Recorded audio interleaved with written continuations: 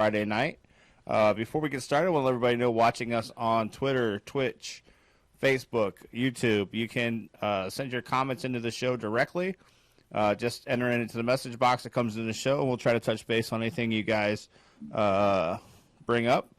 Also, don't forget to go onto those sites and like us, rate us 5 stars so we can get some more followers. I would definitely appreciate that. And like I said, I'm joined today by Kevin Tenney. Kevin, how you doing, buddy? Not too bad. How about you? Well, it's been a frustrating week, buddy. We are I'm trying to get you into focus even here. We are how do I say it? Having a rough week. We how do I say it? Sorry, see, this is what happens when I replace Media Kevin. That's what I want to do. And we're gonna go network. Oh, look at that. And then bam, just like that, there's Kevin Tenney. Yeah, so we, as you know, I had a little bit of an accident this week. And this thing is turning out to be a way bigger deal than it was ever supposed to.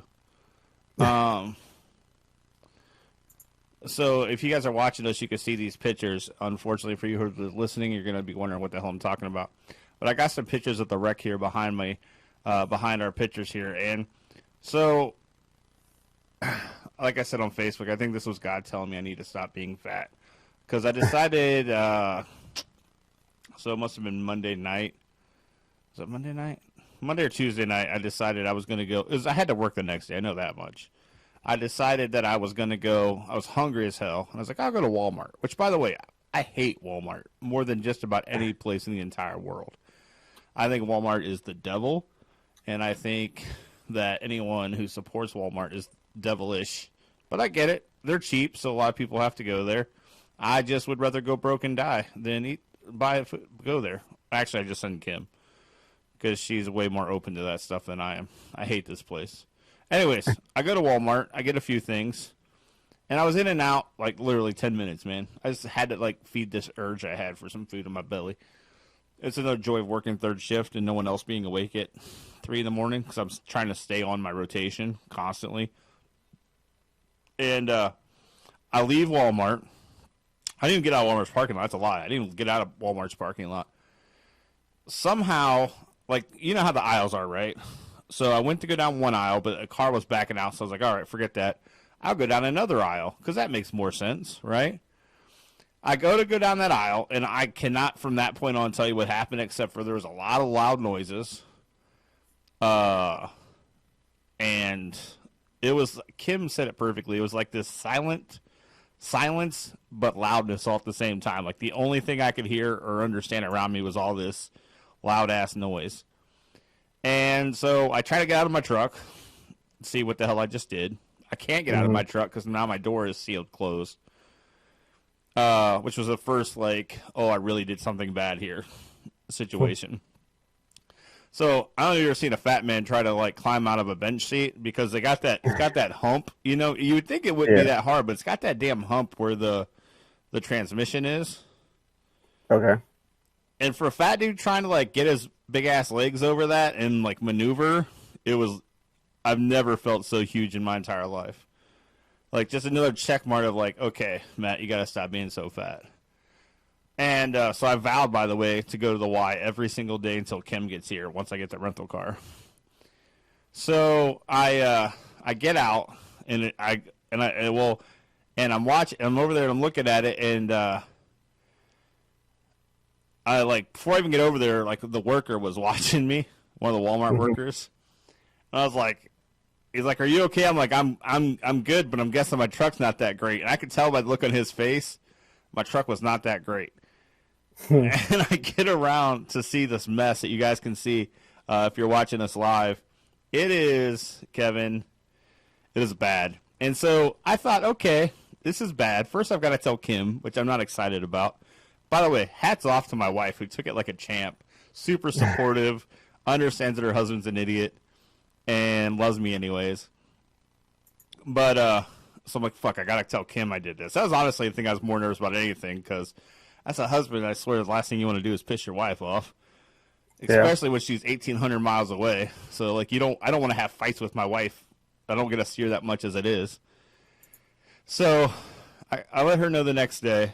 But then they're telling me they're going to total my truck. Really? Did Yeah. you bend the frame? So here's what it looks like. We'll find out in the next couple of days. They haven't made a final decision yet, but the guy who came said he was taking it to the salvage yard. But if you look at it, so I finally did get the door to rip open because I had to go pay my rent, and I wasn't walking a mile and a half. Hence, Fat Matt. I wasn't walking a mile and a half or a mile probably to go pay my rent. So I was like, well, let's see if I can just get the door ripped open.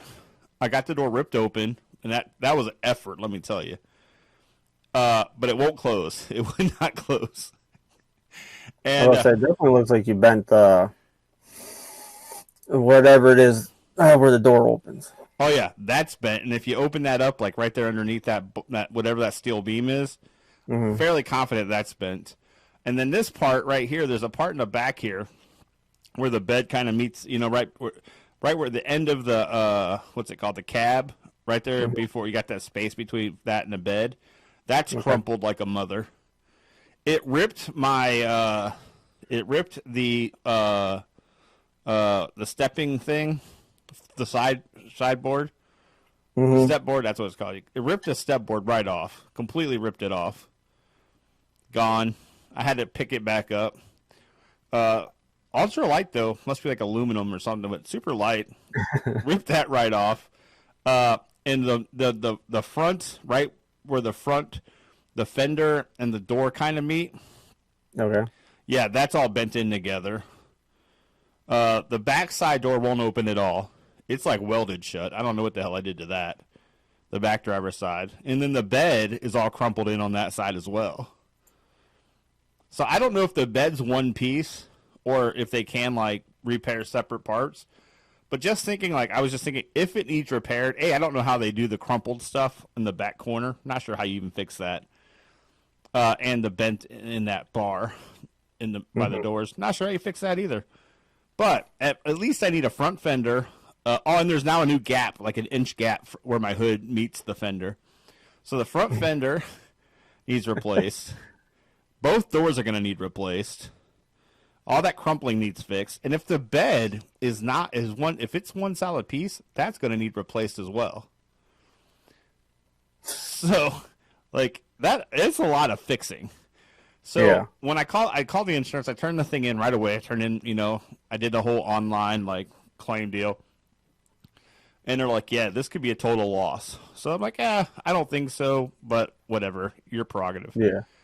But then as I keep talking to them, they keep talking about total loss possibilities. And like I said, the guy came to pick it up. And he's like, you want to take the plates off? And I'm like, why the hell would I want to take the plates off? You're like, are you telling me criminals are going to be fixing my truck? And he's like, dude, I'm taking it to the scrapyard. And he's like, it will get auctioned off and parted out basically. And I'm like, okay, somebody, I don't have all the information because even I called back the lady. And I was like, "Am my car getting totaled for sure?" And she's like, "Well, we're not sure yet, but that's kind of what the impression we're going under." So now I've got to find a way to get to my rental car, which is becoming a real effing hassle. I love St. Mary's. There's a lot of cool little qualities about living in a small, tiny little town. It's quiet, except for the cops like to pull people over right in front of my house, which always freaks me out because I feel like I'm getting raided. And besides that, they're like, I love my little neighborhood. I like this little town. But the one negative is there's no effing Uber here at all. So, and then if I did go in an Uber, it's going to be like a $60 Uber ride just to get my rental car. But now, so, okay, got to get a rental car. But then we might have to find a new car because I can't go without a car, Kevin. Yeah. So it went from okay, I'm going to need some repairs and they're going to be significant to this is getting to be a really a big deal really quick. Yeah. So that's how my week's going. That's crazy. How's your week going? Not that bad. No, well, that's good. It was mostly just work. Yeah, I'm glad. I wouldn't want anyone to have a day like I'm having by any means. It is, I don't even know how to explain it, my friend. It is just, Yeah, that's crazy. because I saw your pictures, and I think I didn't see him till the evening, whatever day. Because I think I was texting you yesterday about it, asking you. So, like, I didn't see him till Wednesday evening, and I was getting ready to try to get Winnie to sleep. So I didn't get a chance to text you or say anything. So then it's like yesterday I texted to make sure you're all right, because I didn't know. Like, I knew you put the Walmart, but I didn't know if someone hit you or what. So it's like, make sure ask if you're okay. Then be like, what the hell did you do? Yeah, I wish somebody would hit me. I wouldn't feel like such an idiot. Because all I did was, those yellow poles, the cement poles they have up, Yeah. with like the stop signs on them. That's all I hit. Like, but it caused like tremendous damage. And I don't know how. Yeah. Like, I've never turned that early. I'm a bad driver. I'll openly admit that. Like, everyone's told me, and I'll admit that I'm not the greatest driver. Yeah. But I remember when you lived over here, when you hit the snow plow or whatever it was with the snow plow you did the one time. I forgot all about that one. Yeah, I've not had the best luck. And which means my insurances aren't going to go up, which is already going to go up because Trevor's just got his temporary license. By the way, shout out to Trevor, turned 16 yesterday. Oh, that was the other thing I forgot to do. I saw that. I was going to post happy birthday. I forgot all about it. Yeah, you know what? And that's awesome. Actually, I was thinking of this today. I've now officially been in his life for half of his life. He was 8 years old when I met him and his mom, and so yeah, now we're like halfway. Like for every point from this point, I've actually been in his life longer than I've been out of it. So I thought that was a cool little thing that I was excited about. But he's getting his license, which means my insurance is going to pop up. And I told Kim, like, I don't know, what do you think about this? Do you think, we were kind of having this discussion. I think that he should have to pay a portion of, like, not the whole thing, because I'm not a complete a-hole. But I think he should pay a portion of, like, whatever the difference in the insurance is. Do you think that's unreasonable? Like, for him to have to get a little part-time job? Not really, but I mean, that's the way I was, when I started driving, I was working, I had to help pay for my insurance. My insurance didn't go, my parents' insurance didn't go up that much for me because they have, like, if you're a good student discount, crap like that. So, and I didn't have any wrecks or any of that stuff when I was driving either. So my insurance was never that much. Yeah, I don't know, like, I always had to have my own. My mom made me pay for my own driver's ed. She did give me a wagon, which I sold to my grandpa to buy a Chevy Cavalier for my first car. Technically, a wagon was my first car, but I wasn't feeling the vibe. Yeah. With the wagon game. But looking back, if I was smarter, built-in hotel room, should have kept the wagon. But I wasn't thinking long-term there.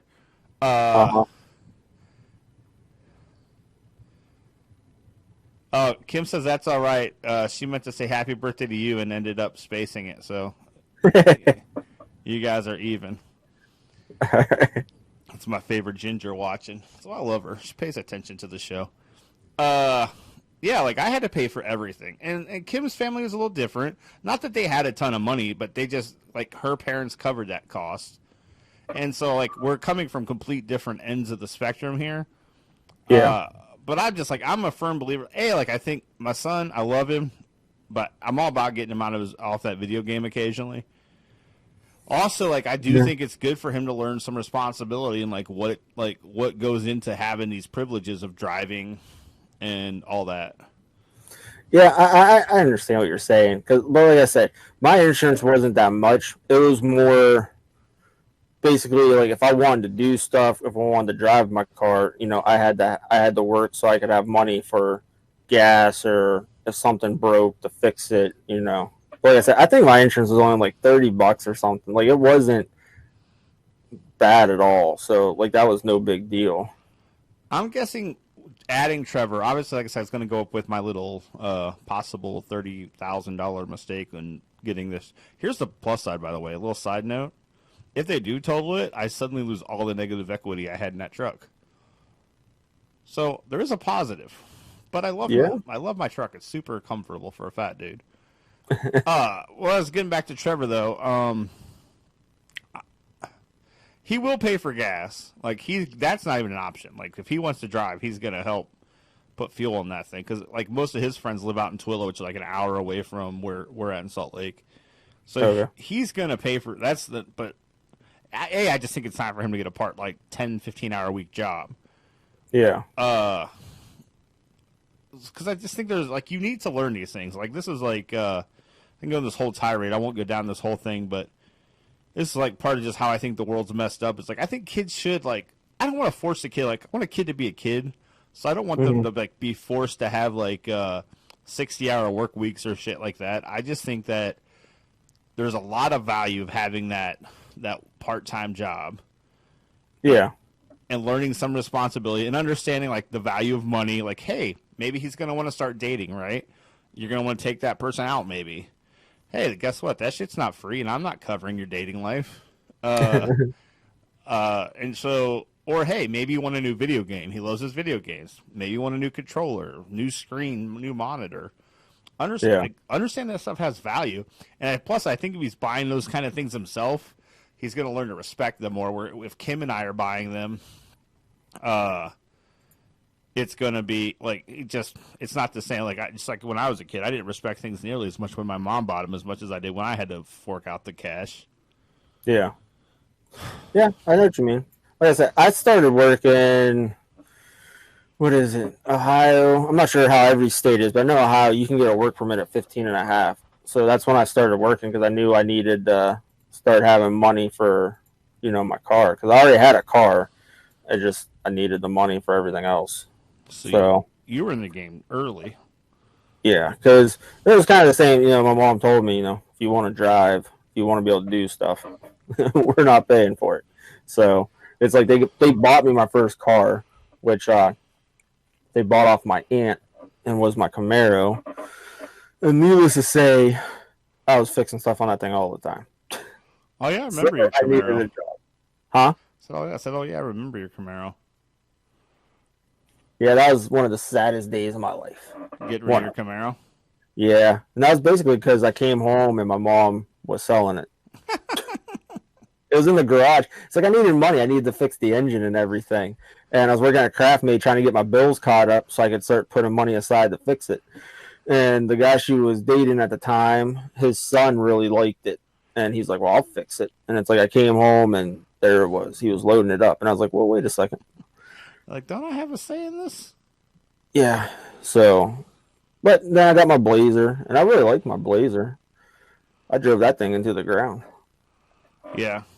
But still, like that first sports car, that means something to a kid. Oh yeah, had the T-tops and the levers on the back window. It had that real cool sporty look to it. Yeah, it's a pretty sweet car. Yeah, I was sitting in that garage, but yeah, I remember that car for sure. Yeah, I do want to continue a little bit on kids today, as I've been on this kick of I've been at home a lot because I don't have a truck to get me around. So I'm pretty much all out, just chilling the YouTube, and I've been seeing a lot of this. I wanted your opinion on this because now you've got young kids. I got old kids. You got young kids, and I've been watching a lot of these YouTube videos of kids getting arrested. And I want to know what you think about all these like cops arresting kids and just overall your opinion on that situation. No, I watched a couple just because I've seen them pop up on Facebook, so I've gone on and watch. I've only seen like 2 or 3. All that I've seen have been like school, like stuff at school has happened where they've been arrested. Is that like stuff you're talking about, or yeah, normal? Okay, so it's all been in school. There hasn't been no crazy crap outside of school or anything. Yeah, no, none of that. Not that I've seen, anyways. Most stuff I've seen is stuff for at school stuff. The ones I saw at school I thought were ridiculous because like even the one I saw, it was like a 10-year-old girl, and they were arresting her, and it was like I guess she threw a fit because the two cops were talking to somebody when they were walking her out to the cop car, and they were talking about she was having some kind of fit in the classroom, and the teacher is the one who called the cops or whatever, Yeah, and she that got she was arrested. 8, oh 7, because she broke his record. He's made a whole big deal about how she was now the youngest. Okay, like because they didn't arrest her, and they kept like the cop even made a comment. She's like, I don't even know why they called us for this, and like because the girl was like real nice, she was real calm, Oh no, everything. this And one. Okay, sorry to be interrupted. But we're definitely talking about different because this one definitely did get arrested. I mean, this one got arrested. They had to put her in the car. Like they didn't handcuff her, but they put her in the car, and they were like, "Oh, we gotta take you here." Blah blah blah. Like they were real nice to the girl because like she's a young girl, and she was asking a bunch of questions because she didn't understand what was going on. But like, just the fact that the cops were like, "I don't understand why we're doing this," and the one even made the comment, "It's like the teacher doesn't want to do her job," and I think that's a lot of the problem. It's like in my opinion, you have a lot of from stories I've heard from schools and videos and stuff like that. I've seen like I got another year before when he starts school, and I have to start actually worrying about that kind of crap. But it's just like it seems like parents don't discipline, don't take care of their kids or teach them the way they should, send them to school, make them the school's problem. Teachers don't want to deal with it. And instead of the teachers doing their part of the job, they just take the easy way and they call the cops on everything. It's just, there's a lot of ridiculous stuff. Now, there's times where you need to, but I mean, throwing a fit in a classroom, that, stupid stuff like that's just crazy. It's like, do your job. Yeah, I think the times, and this is like, I think the times when you need to are really few and far between when it comes to throwing cuffs on a 6-year-old, 8-year-old kid. Yeah, that stuff's like crazy. And because I mean, there was one I remember a couple years ago where it was like a first or second grader got thrown out of school because he brought a toy gun to school, and they arrested him and threw him out. All that crap because he brought a toy gun. And it's like I understand what we're living in now, but it's a toy gun. Like when we were growing up, everything was a toy gun, whether it was really a toy gun or not. I Oh mean, a yeah, stick was a toy gun for Christ's sakes. It's just there's so much crap. It's such a different world, and it sucks to say that because people use that as an excuse, but it is. It's just people are so ridiculous nowadays. The littlest thing, because like people are complaining about having to do active shooter training in schools, and they're it's stressful for the kids, which I completely understand. But it's like we live in a world now where it's crazy to say that you got to practice crap like that because you just never know. I mean, when we were in school, the worst thing we had to do was do tornado drills, especially when you're a big guy. You got to try to hover down and crouch into like a ball with your head against the wall and your ass up in the air. And you're like, are my pants coming down? Is my butt sticking? Stupid stuff like that. But I mean, it sucks to say, but it's a normal thing now. yeah. I think it's terrible. I think this is like such a like a highlight of just how screwed up we are that we're now arresting these kids. Like the kid, like the one I'm talking about, this 6-year-old, 7-year-old was throwing a tantrum, which again I think it comes down to parenting on a lot of levels, and how you like teach kids to like listen to authority figures and just be respectful and all that stuff. But I think when you start arresting kids, I just think like we're now getting to this culture, and like probably like I'm going super deep in this, but we're getting to this culture where like we already have the highest imprisonment rate of any country in the entire world per capita, and it's not even close. It's like by far. But now like I almost think it's like they're like it's the for-profit prisons are like, how else can we make money? And we're like, oh, Yeah. let's start arresting kids now. And I'm waiting for us to have like little kiddie jails. I feel like that's the next step. Is like, oh, you're in jail till you're 11. That's just how it is. Sorry. Like you should not have thrown that dodgeball at Cindy because now it's a hate crime probably actually because it's at a girl. It's probably some sexual offense. Because you're playing dodgeball with Cindy on the play court. Like that's You're just not where I see allowed to this play going. dodgeball no more because it's a violent sport. Oh yeah, We used to play dodgeball all the time. Yeah, I miss like. We played hockey. Could you imagine having a life without dodgeball in school? Because I can't. I can't either. Like, It taught you either. It definitely taught you the people that if you were liked or not. Because if everyone teamed up and was going after you, and you saw the whole team, you're like, yeah, they definitely do not like yeah, me. you're like I'm the unpopular kid. Yeah, but I mean, dodgeball. That's the thing. I mean, and like you go out on recess, and we would take football, and at the time, obviously, we played Smear the Queer, which now I don't know what Well, you're you'd totally call getting it. canceled now. I You're know gonna it's get just like, canceled. but I mean that's how it was. So it's just like I don't know what you'd call it now, even if you could do that. Oh, Because you can't play that game. You can't like. You can't do anything. You can't smear anybody. That's it's like, hey, who wants to play Smear Him? It's like, well, that doesn't sound that cool, but sure, why not? yeah. No, there's just no way to play those games anymore. It's crazy. Even simple things like think about kickball. You can't play kickball, right? Because when you do a kickball, at some point you pick that ball up and try to whack somebody to get them out. Can't do Yeah, that. that was always the other game you were playing where you'd be like, if you're running, obviously you can't hit him in the head because they'd be safe. But if you got hit in the head, you're like, man, that guy really does not like me. It's like, I'm a big guy. He has a lot of area to hit, and he hit me in the freaking head. Like I'm all for change, but it's getting a little aggressive. We're like hard correcting, like auto correcting way hard, and it is not good for the world. Speaking of things not good for the world, man, this coronavirus is like getting out of control. Yeah, it depends how you look at it. I'm not concerned about it, mostly because I live in St. Mary's, Ohio, and there's about 17 people here. So the chances of, I mean, I should be worried about it because like it affects fat people and old people pretty badly. See, and that's the thing where a lot of people are missing because when you turn on the news, it's the worst thing out there. It's horrible. Which don't get me wrong, it's bad, but Three I mean, times worse than the flu, or 30 times worse than the flu, or 20, not depending on who you ask. not really because the flu is still actually by the numbers. The flu is still more dangerous right now than the coronavirus is. It may kill more people, but the coronavirus spreads more aggressively. But that's the thing. Unless, I mean, it's got mostly the same symptoms when it starts off as the flu. So as long as you go and you get checked out, and you get started on medicine, you're going to recover. You're going to be fine. But like you said, it's the underlying, like the people that are dying outside of the doctor that was working on it, discovered it, whatever, over in China who died from it. I think that was just probably from overexposure because he was around it all the time for so long.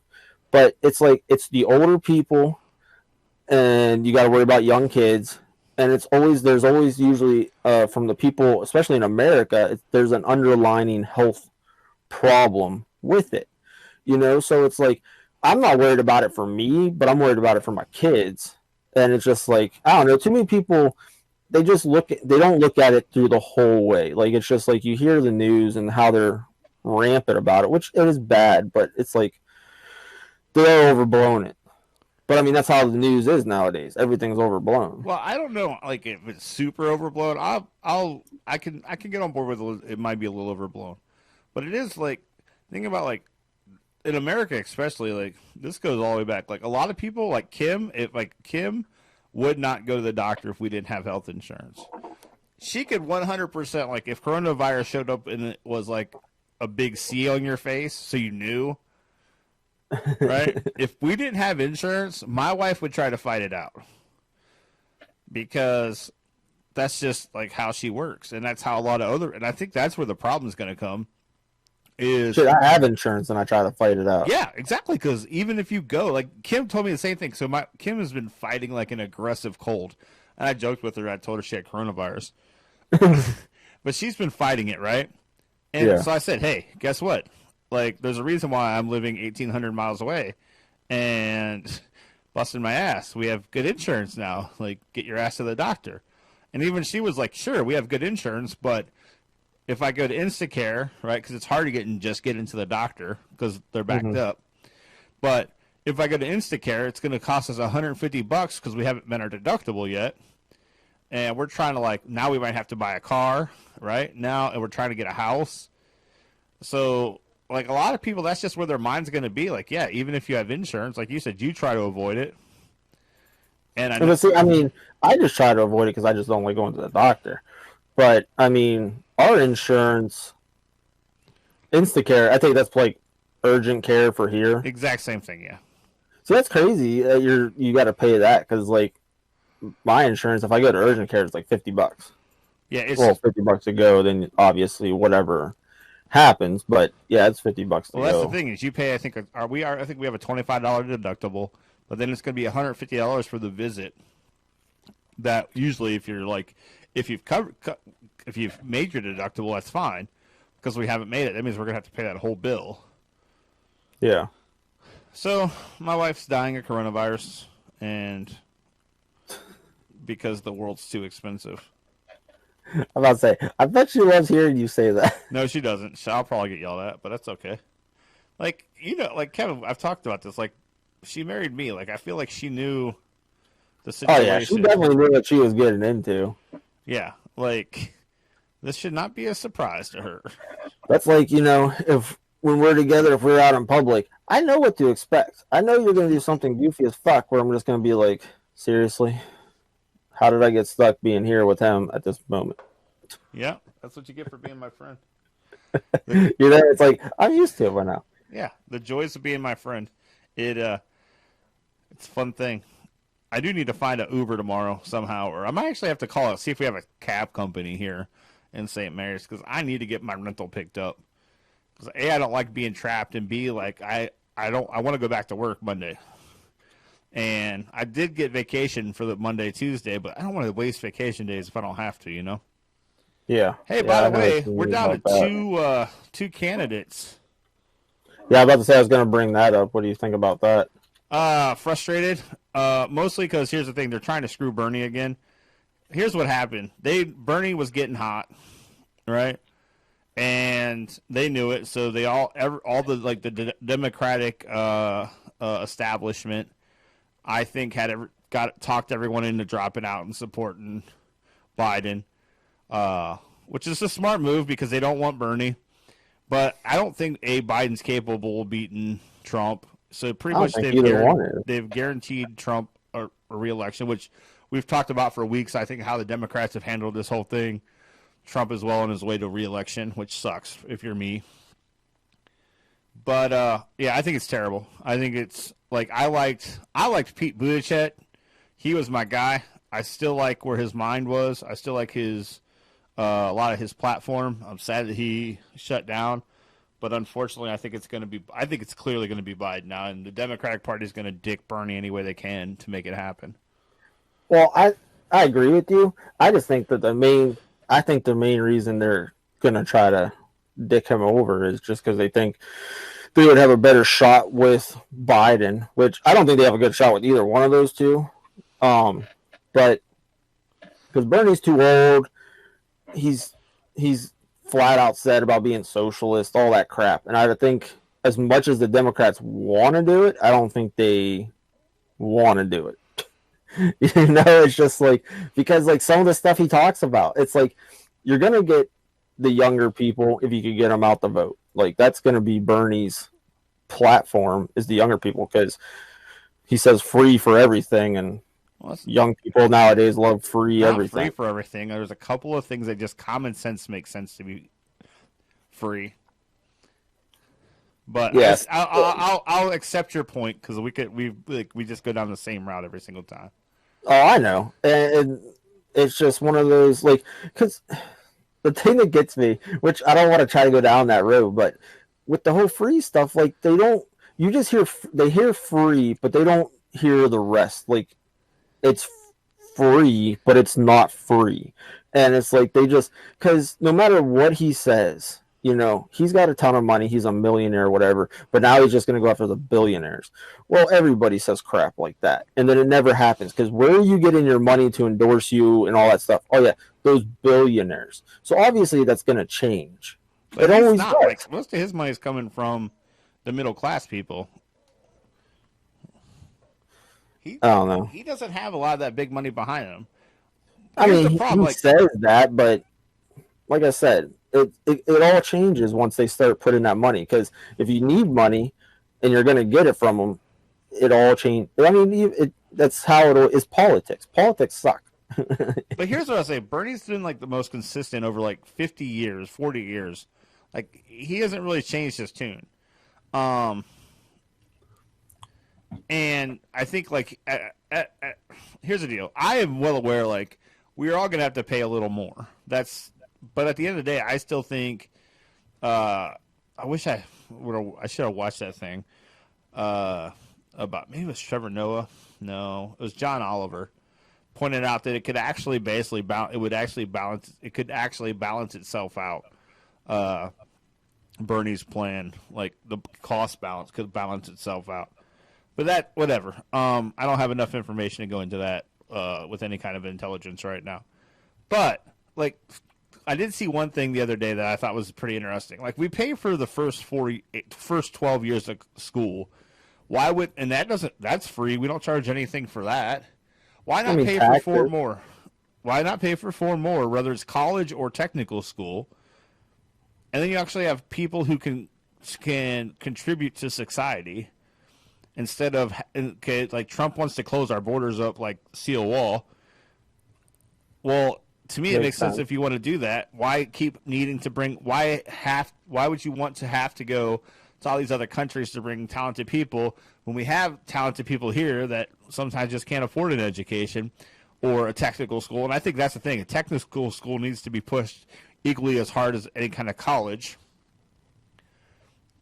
But it just makes more sense to educate people. I've always said that, like, you need to treat it like a Walmart. Like, they sell their CDs for $10 because they know if they can get you in the store to buy a $10 CD, you're going to spend a shit ton of money elsewhere. It's got to be like a lost revenue type deal. Medicare, like, I don't know the exact answer, but I can tell you that Trump just keeps wanting to take shit away from people. Now he's talking about cutting Social Security, which I paid for. Like, that comes out of my check and he wants to cut it.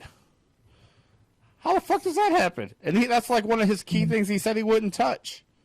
And now he's going after that. No, I haven't heard that. But have you heard, like, him actually say it, or was it just a news thing? Yeah, it was an interview. It was a Fox interview. I heard it this morning. I told you to watch a ton of TV. But essentially he says that some of that stuff needs to be cut. And he treats it as an entitlement, and I don't understand it. Well, A, because he said he would never touch them. But that's fine. Like, you know how I feel about Trump, so I'm not going to, like, pretend like I'm surprised. But, like, what kills me is, like, Social Security is something like we all pay for. Like, oh, that's our effing money. Like, that's not like some entitlement. Like, they could get out of my check. It is, but, I mean, the way they've been talking for years, it's not going to be there by the time we need it anyway. Well, yeah, that's because the government keeps borrowing from it.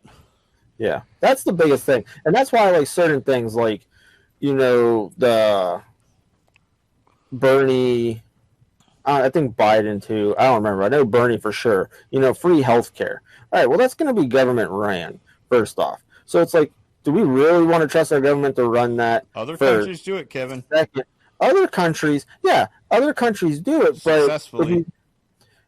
We're pushing it unsuccessfully, because if you think about it, anytime you see like these good stories of like foreign people, you know, getting medical treatment, medical care, and helping them out, they come here to get it done.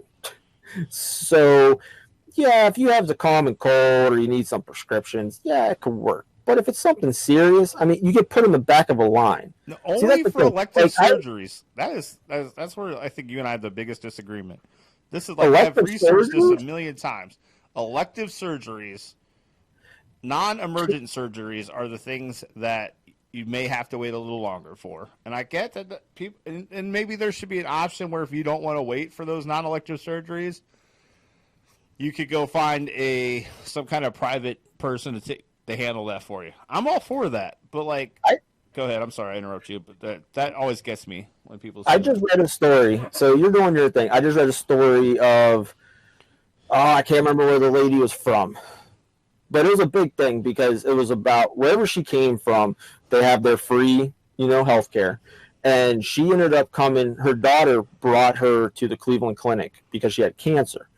when she went and found the cancer, whatever country it was. I can't remember. That's the bad thing. I wanted to save the article and I lost it somehow. Find the article and send it to me, and I'll happily be proven wrong. I'm happy to be proven wrong. I know, I got to, but because like the reason I started reading it was because it was like the first time the lady saw snow, and the daughter went out and wrote her name in the thing. It was up at Cleveland Clinic, but she came here because it was something like when they found the cancer, she was gonna have to wait a year or a year and a half before she was going to be able to have the surgery that she needed so she could start her chemo and radiation.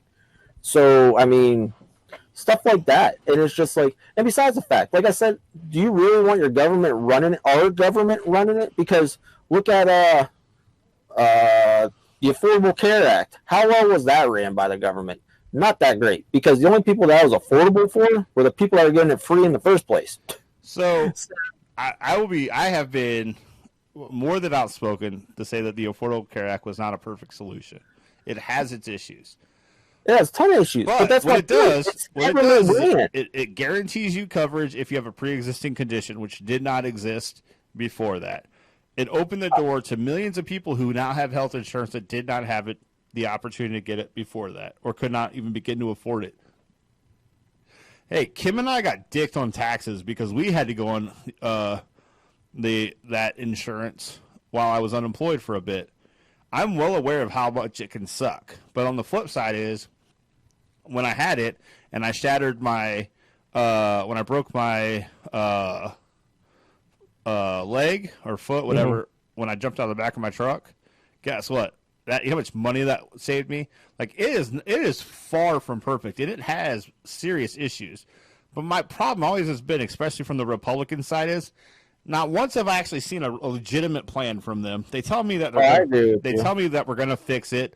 Their plan's going to be so much better. Kevin, they've had 8 years of Obama being president, 4 years of Trump, so we're talking 12 years now, over a decade. I've yet to see a plan outside of let's repeal Obamacare.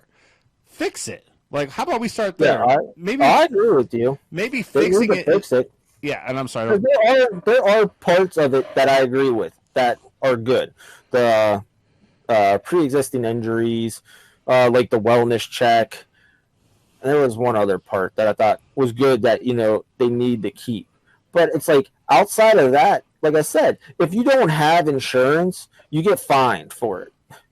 So I mean, they got a lawsuit say to change it that you were taxed.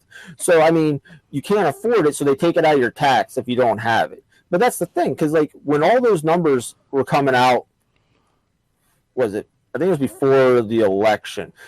There was something I can't remember. I think it was because Trump kept complaining about it or whatever he was complaining about. He complains about everything.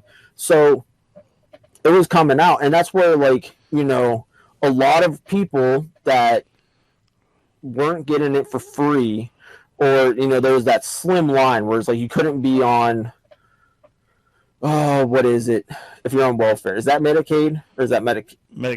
Yeah, Medicaid. So if you couldn't get that, there's like a slim window where extended outside of that you can get it for free at a cheaper rate, and then after that, like, it was a ridiculous price. Yeah, here's the deal. So you want to put that was a government funded insurance that had a lot of problems and wasn't that great.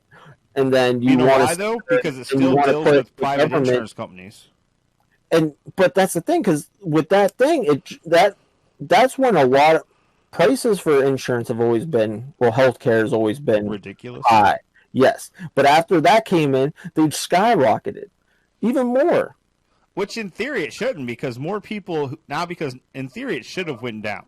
Because it's like anything else, right? Because now you have more people who have to have it, like have to buy it. Like, you're right, or you get penalized, right? Yes. So then the insurance companies, in theory, should have more people in their coffers and should be able to push prices down. But they didn't, because they're greedy. And I'm not saying that they're the whole problem, but this is definitely part of the problem. They're greedy, so that what did they do? They just kept prices where they were or bumped them up, because now they have more sick people on there, and I get that. But that's why I'm more for healthcare, like a reform to it where they work on the prices. Like, I'm not big on the whole idea about the free healthcare, because I don't trust putting the government in charge of it because it's not going to make it better. And especially if you're going to come up with it, it's you got if you want to sell me on a healthcare plan like that, then the people that are coming up with it have to be on it. Because if you refuse to be on it, yeah, don't try to sell me on that bullshit. Because if it's not good enough for you, it's not good enough for me. How many times have I said, Kevin, that I think the politicians, the Senate, the Congress, whatever, should all be on the same healthcare plan as the average American?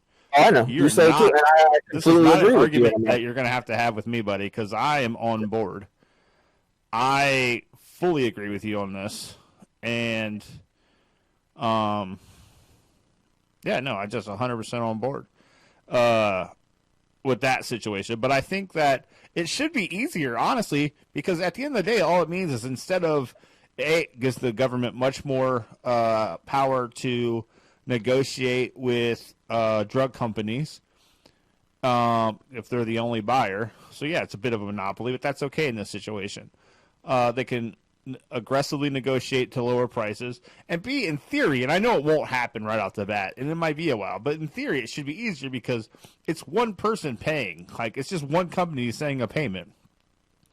I get our government sucks. It has so many failures that this is scary, but like at least before you repeal it, maybe the next stepping stone, even though I don't love it, instead of getting rid of it, what we have is finding a way to improve it instead of just getting rid of it and go, oh, at some point we're going to come up with a better idea. Because the whole time they decide to come up with a better idea, how many people are going to die or not be able to take care of themselves because that space in between where now they're not covered because they had a pre-existing condition, or now, you know, they can't afford their insulin or their heart pills or 18 other different kinds of medication.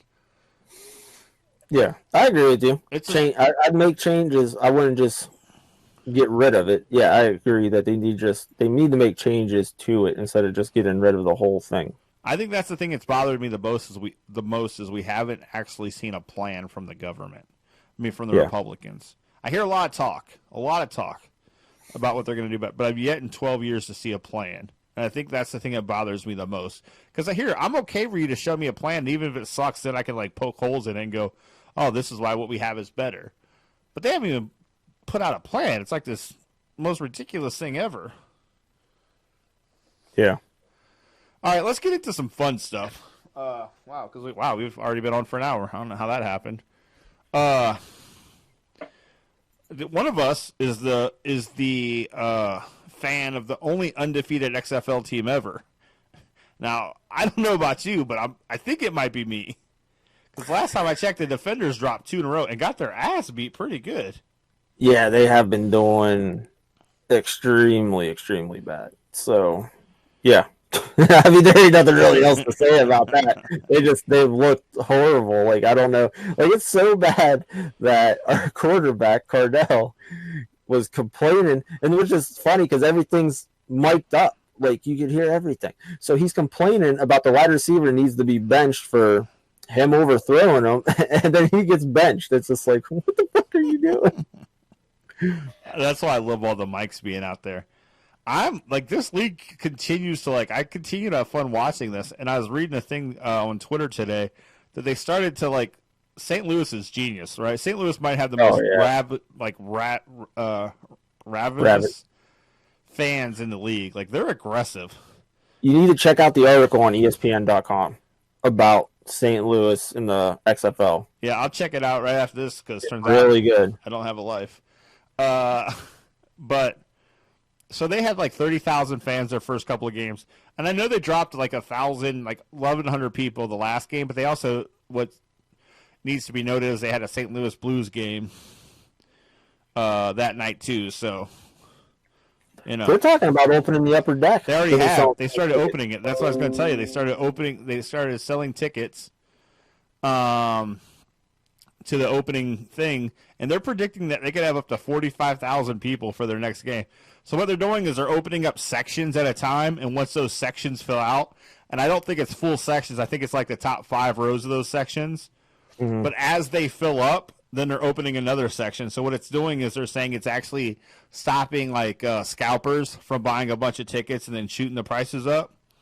Well, they're saying that's the hardest ticket and the most expensive ticket to get on resale. Yeah, it's For St. crazy. Louis game.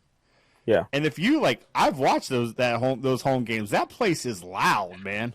Mm-hmm. Like you talk about an NFL team that should have never left, and we can argue about the Chargers, which it's not really an argument they shouldn't have left either. But St. Yeah. Louis is proven that they loved football, and if the NFL isn't like paying attention to what's going on in St. Louis right now, then they're fucking idiots. Yeah. Can't argue with that on either. I mean, they are. It's crazy because in the article, I'm not going to, because it's a decently sized article.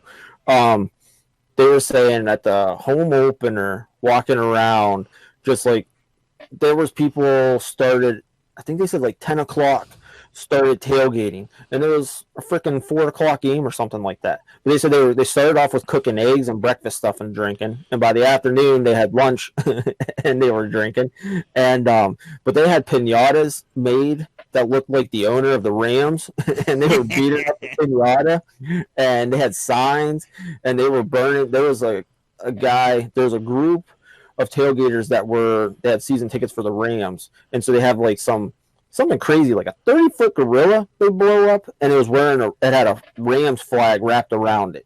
Well, they tore the Ram flag off, and they burned it, and then they put a new Battlehawks flag on it. So it's just like they're just crazy. I love it. I think that's awesome. I've like in this league, like here's the thing. The numbers are kind of stayed steady at about 70,000 people in attendance across all 4 games. That's all 4 games combined. But this kind of stayed steady, and you got your big cities like St. Louis is showing up, Seattle's showing up, Houston, Dallas is showing up. They had like 19,000 at that Dallas game, or 18,000 at that Dallas and Houston game last week. People are still showing, like LA's having a hard time, which doesn't surprise anybody. And the not the Renegades, the New York team, the Gargoyles or whatever they're called, they're Guardians. They're having a hard time, which doesn't surprise me because it's super cold this time of year in New York. So, but here's they're already on top of it. Like, the league's commissioner, Luck, has already said they're going to like look at, at the end of the season, they'll look at if they need to relocate teams. They're going to look at that right away. So they're not screwing around. Like this league is constantly like making tweaks. And now you see other leagues, like you talked about, the one college team is going to the Citadel. Citadel is going to utilize, and what is that? It's like their first team game. Yeah, their spring scrimmage. Yeah, they're going to utilize like the kickoff, Mm-hmm. which I think that's a rule I think the NFL should implement right away. Kickoff and the 2-point conversion. Yeah, Or the extra point. and now I think that would be harder for the NFL to do, but I think they should because I think it is awesome, especially when you like see these guys going for 3, which I would go for 3 every time because the math makes sense. I should have my brother run a statistical analysis on that if it just makes sense to go for 3 all the time. But,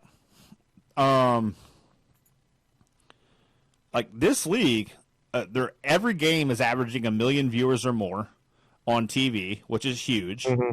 Like this league's doing everything right. Like they're hitting it out of the park right now.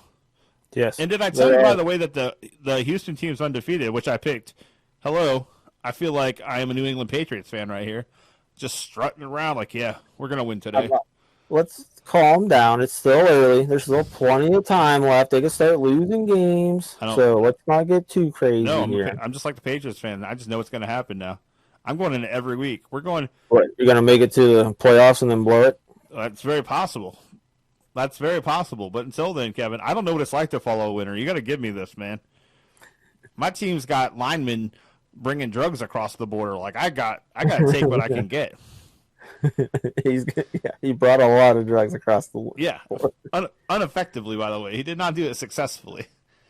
But no, this league is like rocking, man. I wish every game was. I wish St. Louis had all their games at home because it is fun to watch those. Them in St. Louis, man, it's loud. Like when it's loud on TV, like that's when you know what's up. Yeah, they've definitely. I agree with you. They've definitely been doing it right, and they've showed where the NFL screwed up by letting the the Rams leave. Do you think when the NFL does go to expand, which I don't think we're that far away from happening, or moving teams, either way, do you think St. Louis is like a lock-in now for a franchise because of the love that the Battlehawks are getting shown? You would think, but it's the NFL. It all depends if they still have that hard on for England or putting something in Mexico. That's the only thing I think you really got to worry about with the NFL. You just don't know where their head are because Goodell's got like this grand scheme for stupidity, and London is like at the top of that list, which I think is just a stupid idea. And but I think that's going to be the big thing. What what his game plan is. Yeah, in America, yes, St. Louis would definitely be the way to go to put a team. Or not, yeah, St. Louis would be the way to go. Get a team back there, but you just never know. St. Louis Jaguars, I can see it now. Jacksonville's got to move, right? They can't pull people to that stadium for anything, and they've tried everything. Yeah, I don't know. It's just weird because when they were really good for all those years, they 2, huh? 2, all those 2 years. Back in the 90s, they were consistently good for a while. Mark Brunell and then Byron Leftwich. That's what I'm talking about. That stadium was always sold out because it was such a big thing. Now it's just, now they can't do anything. But I'm just wondering if it's more of the owner is more occupied with all the other shit he owns. Well, he's got the AEW, which he's got a soccer team. That's why they play in London all the time. In all fairness, Sean Khan's just the money behind AEW. His son runs it. Yeah, I understand, but that's still money. He's still keeping track of all that stuff. Which is another winner, by the way. And he's got a soccer team that he owns over there. So it's like, how much is he putting into that? Because wasn't that Lerner's problem when he owned the Browns? Didn't he own a soccer team too or something? We talked about Lerner's Browns were good. We were on the upswing till he died. If he would have stayed alive, maybe it wasn't Lerner. Who was it that owned the team that sold it? Lerner didn't sell it. He died, but he owned a soccer team. Okay, maybe it was Lerner then. Well, if he owned a soccer team, it was definitely him. Yeah, but they were on the upswing. You figured those were the Derek Anderson years. So he had one good year. We were on the upswing, and then he died, and now we got the worst ownership in football, arguably. But did he... What? Go ahead. I know it's going to be terrible. I can see by the look on your face. No, it's not. I'm trying to figure out how to say this. Because you don't want to look like an asshole. So, no. Did he... Now, Lerner didn't sell the team before he died, right? No, he died. And then the team got bought. His family sold the team after that. His son ran the team for maybe half a year. But his family decided to sell the team pretty much right away after he died. And so they sold it to someone before they sold it to Haslam, right? I don't think so. I could look it up. Because...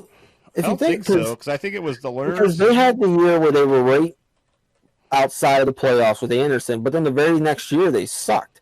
And Haslam wasn't there yet for that. Who has owned the Browns since 99?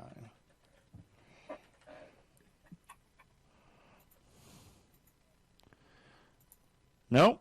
It was Randy Lerner, 2002. Oh, wow. Okay, you're right. I owe you an apology. Wow, I thought Randy Lerner sold it right away, but no, he ran the team for 9 years. So his dad, Al, died in 2002. And then Randy took over, and he ran the team till 2011, and then Jimmy Haslam bought him. So you're right. So they had their good year with Anderson, and then the following year they sucked, and they went back to being Cleveland. They realized who they were. So it's like, did Randy take over the soccer team too? Because that's where I'm going, with that whole idea with the... Randy Lerner did focus a lot on the soccer team. I think that's actually one of the reasons that definitely hurts. I think that's one of the reasons he sold them is because he wanted to focus more on that. Okay. And then Haslam bought him, and I was excited because he had that Steelers DNA, and I'm like, oh, this guy knows how to keep coaches and. Yeah, I don't think he went to a lot of the meetings. Fuck. Yeah, no, he missed a lot. Yeah. Yeah. It just, whew. Yeah, because I agree with you. Because if you look at it, like the guy who owns the Panthers now, he was a minority owner of the Steelers, and I mean it's early, and so you got to give him a couple years to see. But I mean, he's brought in a good head coach. You know, it seems like he's making. Well, he had Rivera, and then Rivera was kind of like I think that was still a bad fire. Like I thought it was stupid, but I can understand. Like he wants. Fire. Yeah, like he wanted to do his own thing. That's the worst thing about stuff like that. New owners, new coaches, new GMs. Like it's just like more than likely it's going to be a cleaning house coming because they want all their own people to be in there. Yeah. So we'll see. Because he gave that Matt Rule, huge freaking 7-year contract. 7-year deal. Yeah, it's something crazy for a first one, especially for a college coach. Yeah, I think it's 7 years and like ridiculous money, like $70 million. He's getting Gruden money. I know that.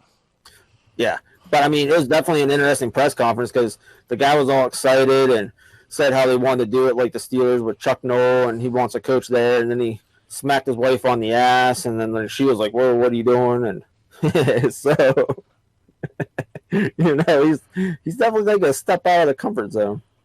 Yeah, it should be interesting. I don't love this coach Cleveland brought in. That's why I was so excited about the XFL right now. I know that I have at least 6 more weeks before I have to get depressed again. Because the Browns are going to screw it. Like, they're already talking about trading this number 10 pick for Williams. I love Trent Williams. I think he would be a great addition to our line. I don't think he's worth a 10th overall pick when he's injury prone and old. Like, terrible idea. Oh yeah, I agree with you that because there's the injury thing is what definitely worries me about that because there are a lot of decent, they look good linemen coming out in the draft that they should be able to at least get one of them at 10. But it's one of those things because it's like they look good in college, but the way a lot of the college systems are, a lot of the linemen are not prepared to come in and be linemen in the NFL. So it's like. Most of them are projects when they come in nowadays. So it's, that's where you're kind of stuck. It's like take a guy that is proven, blah, blah, blah. But like you said, he's got the injury problem, or take a guy that definitely has potential, but you might have to put some work in him. I'm just saying, Kevin, I'm giving up for the 10th. I'd rather take the chance at a rookie at the 10th overall pick than pay a guy that age and give up that high of a draft pick. I just can't do it, buddy. I can't. Oh, yeah. I understand completely. There's just, I'm all about saving that money. And then, so the end of, you said you had some opinions on the old, which hasn't been, still we don't have a collective bargaining agreement. Yeah. And you said you had some opinions on that? Yeah. The more I've heard about it, I don't know if I like the whole 17-game thing. Like, stuff like that they want to change, that the playoff system. Like, it's bad because it's like, I like the idea of 7 just because, like, if they would have had 7 teams, the Steelers would have made it this year. But then it's like, when you kind of look at stuff, it's like, I don't know. I really don't like a lot of the stuff. Because the big thing I like about the 16 games and the way everything is now is it sucks when it's over. When the Super Bowl... that week of the Super Bowl, you're depressed, you're sad because it's the end of the season. You have a good game or whether it's a bad, it doesn't matter. It's still a Super Bowl, so you're in that. But it's like you want it to come back. That's the one thing I like most about football is, it sucks that it's so short, but, you want it to come back. That you actually put up with watching stupid shit like the Combine and crap like that, which put it on primetime I thought was ridiculous, but whatever. It's just like you want it. Like that's why I think if you could find the XFL when the Alliance started, something like that. If something like that starts, I mean, it could work if you do it right. And it's like it'll give you that thing, so you're not dragging out the season because like baseball takes forever, basketball takes forever. I love hockey, but that takes forever. There's 80 games, 100 some games for baseball. We're not even talking about 4 more games. I see what you're saying. I think there's a fine balance, right, of the length of the season. But I think 18's perfect. But because just like I know you love football as well. Like even if you take away, here's the thing: I was never a fan of like totally adding more games and 4 preseason. I think if you take 2 preseason games and turn those into regular season games that count, that's what I think makes the most sense. Yeah, but see, I like preseason. Where I know a lot of people don't. You for but financially though, right? You like it because it's inexpensive. No, I like it because you get to see a lot of players. Like I don't. Here's the problem with my thing with preseason. Why I like and I don't like. I don't like that most of the stars sit out, which makes sense because you don't want to get hurt. But then that's why you have like usually a shitty first 2 weeks of the NFL season because no one's freaking played. So none of the stars have played. But like why I like it is you get to see all those guys that play that are trying to make the team. So like when a guy that was a 7th-round pick or an undrafted guy is playing awesome and he makes the team, it's like, well, I've watched him in preseason. That's awesome. You know what kind of guy he's got. Or you got those guys that are borderline that don't make it, but now they're playing in the XFL. They're playing in the Alliance to work on it. It's like you already have a backstory. You know those guys. So if you cut away preseason games, you're probably still going to be stuck in the same spot where your pros aren't going to play and you're going to have all the rookies and backup guys. So you're still going to a point. But, I mean, what are you really doing? Because you're not going to get your stars to play. Whether you take away 2 preseason games, 1 preseason game, they're still not going to play any extra. Here's what you're not wrong. For like what you just said, okay, that makes a little bit of sense. I still think 17 games is the way to go. You're cutting those 2 preseasons out. And this is where a situation where I think the NFL and the Players Union should have came together to financially support the Alliance. And then you would have got to see those players that you're talking about, right, fight for jobs in the NFL for a whole season. For 10 games, you would have seen these young, like, still green, like, vivacious players wanting to be in the league, fighting for a place in the league. And the Alliance would have been, like, the NFL, I mean, it's really pennies in a bucket, could have propped up a league like that, had their own, like, spring league, had their own feeder system. And I never understood why the NFL fought so hard, like was so against this idea. Because it's the Players Union.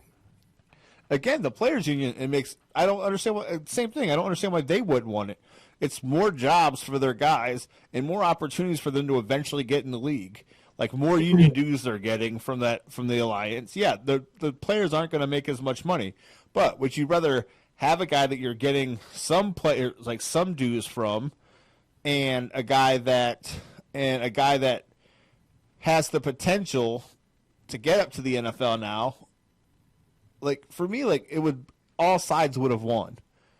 Yes, yeah. Those players, if they would have got bumped into the NFL, right, they would have played more games. Their risk of injury would have been higher. But when you're on that cusp, if you're one of those guys, I think about the guy from the Browns last year who stuck into every opportunity he ever had, basically, and was on the preseason squad. Guys like guys like that who desperately want to be in this league, playing that extra 8-10 games, aren't going to bitch and moan about it. They're going to see it for the opportunity that it is, and not some like punishment. Because I guarantee you, man, if I had that skill and I was just on the cusp of being league worthy, and I had a whole opportunity to get into the league, sure, like the XFL is going to produce some of those guys, but it's no guarantee, and the XFL is not promoting that. Like they want to keep their players. They want to grow that league. If you had a league like the Alliance, which said right from the word go, we want to work with the NFL. We want this to be like where a guy can maturate to the NFL. It was perfect, but now that's gone. So now you got to take what you can get. And I think getting rid of 2, if you're a player and you get rid of 2 preseason games, which are high risk of tearing ACLs and all kinds of season-ending injuries, yeah, you're right. There are players we're not going to get to see. But if I'm a veteran in the league and I can get rid of 2 preseason games, where I'm not getting paid. I don't believe they get paid for those games. Or if they do, it's next to nothing. Mm-hmm. So if I can get rid of 2 games I'm not getting paid for, add a game, and then I love adding another play. I've actually changed on this because I liked it. I didn't love it. Now I love it because I think it makes that number 1 seed that much more important, and I think it really changes the whole outlook of the season, trying to get that number 1 seed in that bye week. Yeah, but they're also talking about is expanding it to the seventh team, having a playoff game on Monday Night Football. What's dumb? I think you Oh, should. I completely agree. I think that's ridiculous. But they're gonna see it, and I can see them doing it. Like it just like I don't know, some of the stuff like that. It's like that's one of the best, in my opinion. That's the best part of when playoffs come. You can watch every game. It's Saturday, Yeah. Sunday. They don't have that late game, but it's like they'll put it at like 8:30, and it's just like I love playoff football, and it's like I gotta work. It's like you make it so the West Coast can watch everything, and it's like East Coast, well, they'll watch the beginning. They can miss the end. Yeah, the most important part of the fucking game, and they're like, oh, they're all right. They'll just go to bed early. It's just like, what the hell? Yeah. On that part, I can agree with you. Like, I don't think you should have Monday night games, but I'm also a firm believer that if you're playing on Thursday, then you should have a bye week the week before. Like, I think that if for a league that talks so much about the health of their players, the way they schedule some of these games is ridiculous. Oh yeah, but that's all went out. That safety stuff's went out the window. And I think with they 17, paid their money, and oh yeah, that's all. And I think with 17 weeks, you should add a bye week as well. Yeah, that was one thing they didn't add to the thing. I know McAfee was joking because they essentially stole most of his idea, except for adding that second. And I think that 17th week, that extra game should be, like we talked about this before. That should be a what's the word I'm looking for, Kevin? Neutral site game. Neutral site game, and really, there has been talk about that. Huh? There has been talk. I've heard them talk. I don't know if it's actually in the thing, but I've heard, other than McAfee, I've heard them talking about a neutral site game. Yeah, and it absolutely should be. It should be a neutral site game where you can really promote the league in some of these places that doesn't have like a huge NFL fan base. It would be fun. It'd bring money to those communities. It's just a win-win all the way around. But the league, again, is probably going to screw it up. Here's the thing. I know they want to get it done because they want to implement that playoff thing right away. Yeah. Well, I mean, it's more money, of course. And then, by the way, speaking of NFL, it's completely off track, but I just thought about this. See, Garth Brooks is going to be the first person to perform in that new Vegas stadium. No, I didn't see that. Yeah, I just saw that today. Completely random, but I was thinking NFL, and all of a sudden I thought about that. I think that stadium's sweet as hell, by the way. I gotta look it up to see. Oh, I see the original drawing pictures of it, but I haven't seen anything since. But since you brought up Garth Brooks, that reminded me. Did you see all the crap that went on social media last week with Garth Brooks? About a Sanders jersey? Yeah. People are stupid. Dude, that was hilarious. I'm just like, as soon as I saw it, I was like, that's cool. He wore Barry Sanders jersey. And then it's like, then I started reading the article, and I'm like, are people that stupid? Yes, yes, Kevin, they are that stupid. Oh, I tell you. That is the world that we live in, my friend. Yeah. Ignorant folk. There's not much more to say. The people are just ignorant. Yeah, but yeah, I thought that was freaking hilarious. I'm just like, oh my gosh. It's like, even if you're not a sports fan, it's like, but still, it's like, but what in the end? What's the chances? Barry Sanders makes it makes sense. That's the jersey you wear performing in Detroit. But it's like Sanders and 20. Like, what is the chances of that? Oh, it's hilarious. But the fact that people are so ignorant that they didn't take 20 seconds to look up. I mean, simple Google. I mean, gosh, people.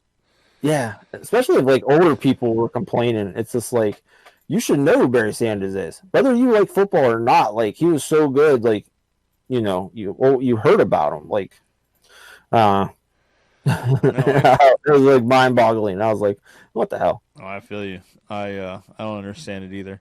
And then you were talking about something about Trevor Bauer. Now, I'm going to be the first to tell you I don't watch much baseball until about playoff time. So I know that Houston cheated. Yeah. Well, he was with the Indians, and that's how I found out about Trevor Bauer. Like, I liked him. He was with them on their when they played in the World Series and all that stuff. And that year, it was crazy because he's the one who was cleaning his drone, and he cut his finger on his pitching hand. So it obviously didn't work out for him that postseason, but he tried. But anyways, heck of a pitcher. He's been complaining since before because the Indians traded him at the trade deadline last year to Cincinnati. So before that, he was making comments about how Houston was cheating. And he wasn't going on, like, he wasn't talking about them cheating with stealing signs. He was talking about the pitchers cheating. And they were doing something to get more velocity, whether they're Vaseline in the ball or they were grooving the ball. But he was, like, from the get-go saying how they were cheating, doing something. And so, of course, like, Houston was like, oh, you're just mad, jealous, blah, blah, blah. So as soon as it came out about all the cheating crap, like, he was like, hey, what were you saying? Like, he was throwing it back in their faces. And he's been one of the ones that's been doing a lot of public talking about it. And, but he did the funniest thing. It was last weekend. And I think they were playing the Dodgers, if I remember correctly. But when he was pitching, he would sit there and he would sign to the catcher. He was calling his pitches. So he would sign it with his glove, what he was going to throw. And he was letting the batters know what he was throwing. And so after, a couple batters, you could tell, like, if he does this, it's a fastball. Does this, it's a curveball. Well, whenever he would signal for the fastball, he was still blowing it by the guy. They couldn't hit it. And so the commentators were like, what's he doing? Blah, blah, blah. They're like, why is he doing that? They couldn't figure it out. So they had, baseball now, they got their reporter down by the dugout. So that reporter went over to the Reds dugout, and I don't know if it was the coach. I have nothing. Oh, Trevor Bauer is the only person I know about Cincinnati.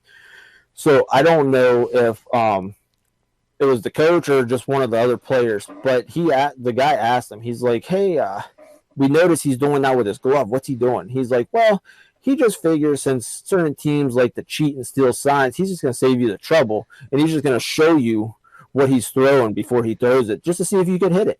And the guy started laughing, and he's like, that's just for post or preseason, right? He's not going to do that in the season, is he? And he's like, I don't know. It's Trevor. He's like, that's why I love him. He's like, I could see him doing it in the regular season.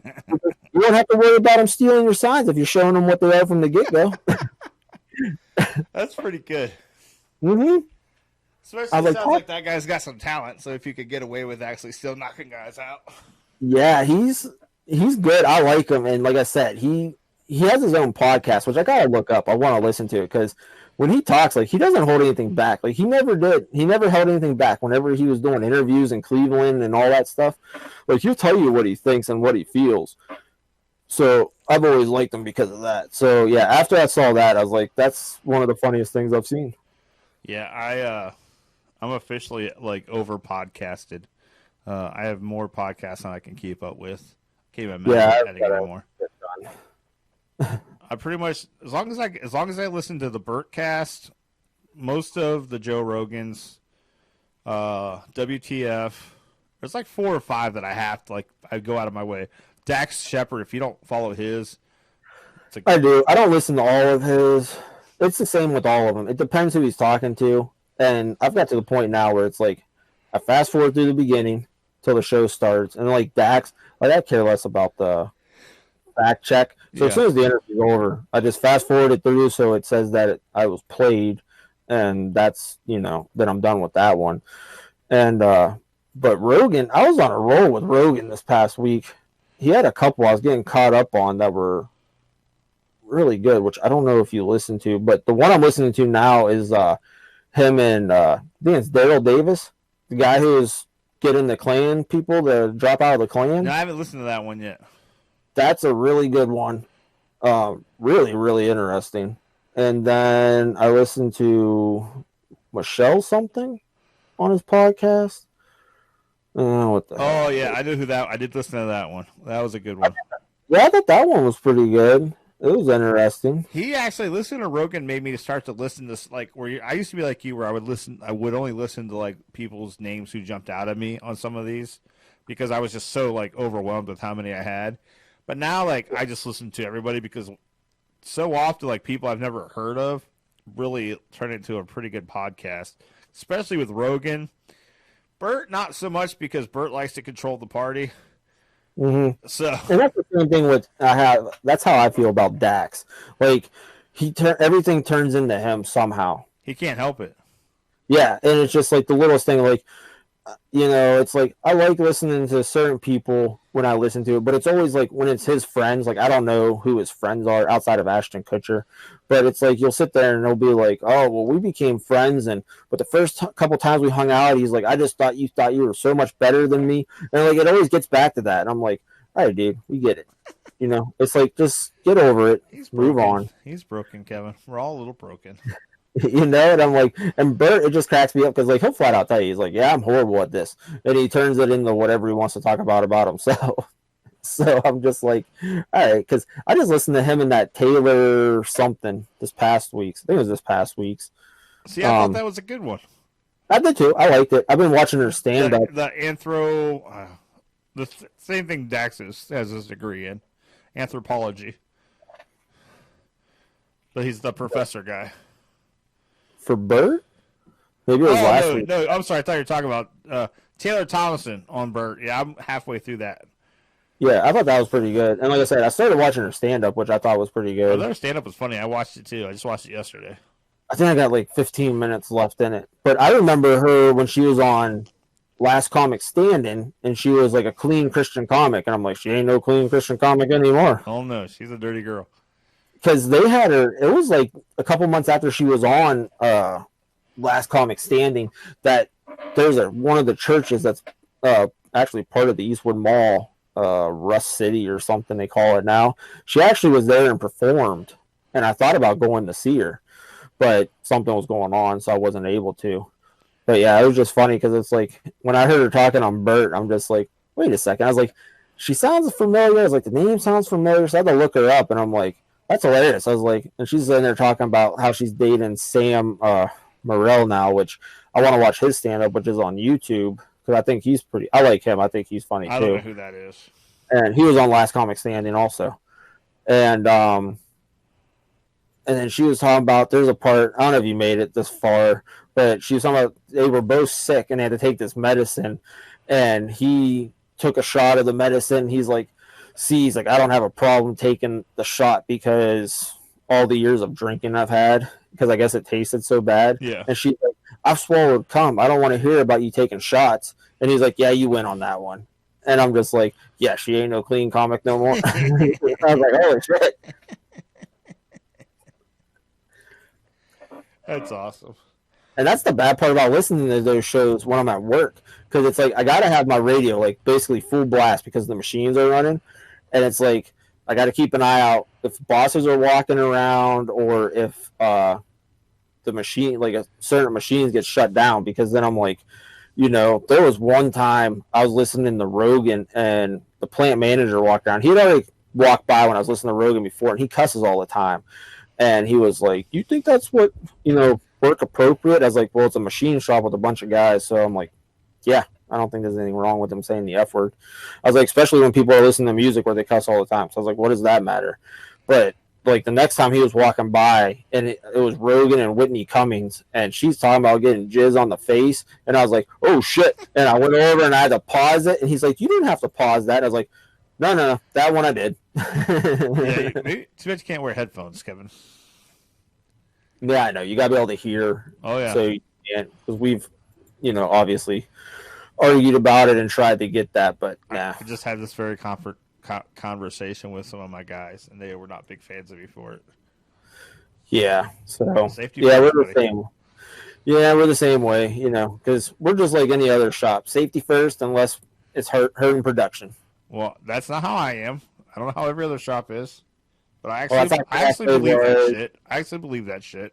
Well, I'm not saying everybody, but trust me, some people hate me terribly. Even at ATI, people hated me for that. But I mean, you know, Craftmate was even the same way. You know, safety first, and then it's like, oh well, we need to get all this. Sure. We're behind. We need to get this all out, and then it's just like, well, what about safety? Yeah. Well, safety's there. But you know what? I will 100%. I've worked for companies who definitely did not walk the walk. The one thing I liked about ATI was they did. Like, I would say 95% of the time. No one's perfect. But for every company I've ever worked for, ATI was probably the best, and I definitely bought into it hardcore there just because I knew what would happen if shit went south. Mm-hmm. And I've just continued that on. Like, I don't give a shit. Like, what my company does, people shouldn't get hurt doing. So I it's a pretty much nothing. I'm okay. Like if some product gets destroyed or whatever, if it keeps people, if I have to pick between someone getting hurt and some product that we make. All right. Anyways, we're at an hour and a half here, buddy. I have to get up in the morning and try to find a way to the car rental place so I can not be stranded anymore. All right. Well, good luck with that. So we're going to get off here. I hope you guys have a great day.